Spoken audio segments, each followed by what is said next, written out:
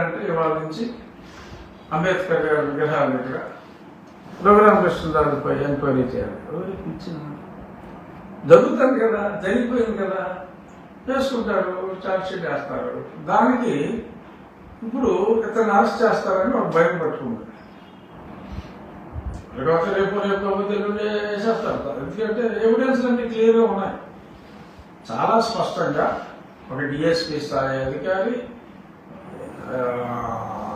SI స్థాయి అధికారులు, constables స్పష్టంగా ఆ సంఘటన జరిగిన తర్వాత ఎవరన్నా మాట్లాడితే ఎవరన్నా చెప్తే చంపేస్తాను అని చెప్పి ఈ సునీల్ కుమార్ బెదిరించాడు అన్న 164 స్టేట్మెంట్ మ్యాజిస్ట్రేట్ ఎదురకుండా దేవుడు దేవుడు కూడా కాపాడాడు. అతడు ఉడతూపులు చూసి నా దగ్గర ఏముంది, ఏదో మొన్న రెడీ చేసుకున్నాడు, ఒకవేళ నన్ను అరెస్ట్ చేస్తా కనుక మీరు అందరూ ఆందోళన చేసేయాలి అని చెప్పాడంట. ఇవాళ నుంచి అంబేద్కర్ గారి విగ్రహాల దగ్గరికి వెళ్ళి వీళ్ళు అంబేద్కర్ గారి ఆశయానికి వ్యతిరేకంగా మరి ఏంటంటే దళిత క్రిస్టియన్లకి రిజర్వేషన్ ఇవ్వరా, మార్చుకుంటే మార్చుకోవచ్చు.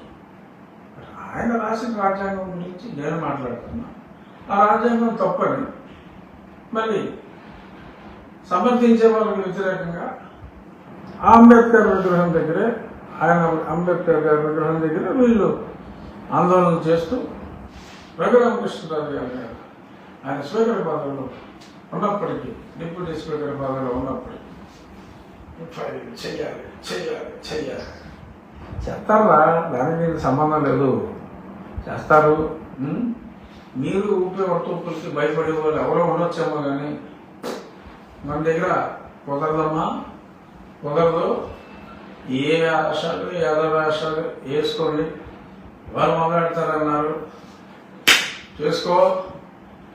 అన్ని విగ్రహాల దగ్గర Raghuramakrishnaraju down down, TV Sunil Kumar జిందాబాద్ అని చెప్పి మీ ఆశాలు, మీ పార్టీ ఆశాలు మీరు వేసుకోండి. ఓపెన్గా చెప్తున్నా, మీ పార్టీ ఆశాలు మీరు వేసుకోండి. వెయిట్ చేస్తున్నా. ఇక నిన్న ఒక వీడియో వచ్చింది నాకు. జనవరి 1 నుంచి కొంతమంది దళిత క్రిస్టియన్లకి రిజర్వేషన్లు ఇవ్వాలి, రఘురామకృష్ణరాజు ఆగడాలు నశించాలి, ఆయన కొన్ని ప్రార్థనాలయాలు కూల్చివేశారు ఉండిలో. అందుకని ఉండిలో ఆవరణ నిరాహార దీక్షలో, నిరవధిక నిరాహార దీక్షలు చేస్తాం. రాజ్యాంగం మీద పోరాడండి, అంబేద్కర్ రాజ్యాంగం మీద పోరాడండి, ఎవరు పోరాడుతున్నారు? నేను సక్రమంగా అనుమతులు తీసుకుంటే ఏ ప్రార్థనాలయాలు, దేవాలయాలకి నేను ఎందుకు వెళ్తాను? రోడ్డు మీద, కాలువల మీద, కాలువ గట్ల మీద కూడా కాదు, కాలువల మీద కొన్ని ప్రార్థనాలయాలు ఉంటాయి. ఇల్లు అటువంటివన్నీ కూడా అక్కడ మలమూత్రాలన్నీ అదే కాలువలో, అదే పంట కాలువలో నుంచి చెరువుల్లోకి వెళ్ళి నీటి వ్యవస్థ, మంచినీటి వ్యవస్థ అత్యంత దారుణంగా మారింది. కాబట్టి నేను తీసేసిన ఎలా అంటే ఆల్టర్నేట్ సైట్ ఇచ్చి, లోన్ ఇచ్చి, అది గ్రాంట్ ఇచ్చి ఇవన్నీ చేస్తే అందులో బీసీలు ఉన్నారు, రాజులు ఉన్నారు, కాపులు ఉన్నారు, ఎంతో మంది ఉన్నారు. కొద్దిమంది దళిత క్రిస్టియన్స్ కూడా ఉండొచ్చు. బట్ అక్కడ మేము అయ్యేది చూడాలి. సో దేవాలయాలు కూర్చారు, ప్రార్థనాలయాలు కూల్చారు, మసీదులు కూల్చారు, ప్రార్థనాలయాలే దాని గురించే మాట్లాడారు, కూల్చారు అని చెప్పి మాట్లాడటం ఖచ్చితంగా కాలువగట్ల మీద అనుమతులు లేకుండా, రోడ్డు మూవ్మెంట్ లేకుండా, కాలువల మీద ఈ చివరి నుంచి ఆ చివరికి కాలువ మీద కర్రలు వేసేసి ఎవరికాళ్ళు కట్టుకుంటే అది మా రిపేర్లకు అంతరాయం, ఆరోగ్యానికి ఇబ్బంది ఆ నీరు అని చెప్పి చర్యలు తీసుకున్న మాట వాస్తవం. బట్ అది ప్రార్థనాలయం అని కాదు, ఫలానా వాడి ఇల్లు అని కాదు.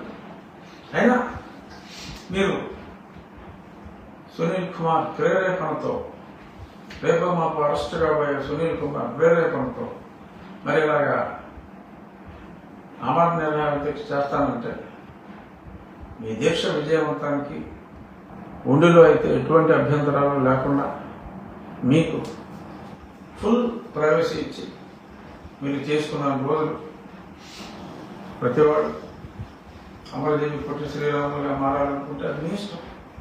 తప్పకుండా మీకు ఒక ప్రశాంతమైన వాతావరణంలో ఎటువంటి అశాంతికి గురి కాకుండా మీరు అనుకున్నది సాధించే వరకు మళ్ళీ పార్లమెంటు సమావేశం మీ కోరికలు తీర్చి రాజ్యాంగాన్ని, అంబేద్కర్ రాసిన రాజ్యాంగాన్ని కాదని మరో నూతన రాజ్యాంగం పివి సునీల్ కుమార్ గారి నాయకత్వంలో మీరందరూ ఎయిమ్లెస్గా పోరాడే మీరందరూ ప్రభుత్వాలను కూడా చంపే ప్రయత్నాలు చేసి చావచేత కొట్టినప్పటికీ కూడా జస్ట్ దళితుడు అనే ఒకే ఒక్క కారణంతో అతను దళితుడు క్రిస్టియన్ అనేది అందరికీ తెలుసు. ఏదైనప్పటికీ అతనికి మీరు కొమ్ము కాసి మీరందరూ ఒకవైపు, నేను కొన్ని ఒకవైపు, come on, I'm not challenging, but I'm ready to face your agitations against me. Once again, Amma Jagan, thank you for giving me the right elevation at the right time. Goodbye.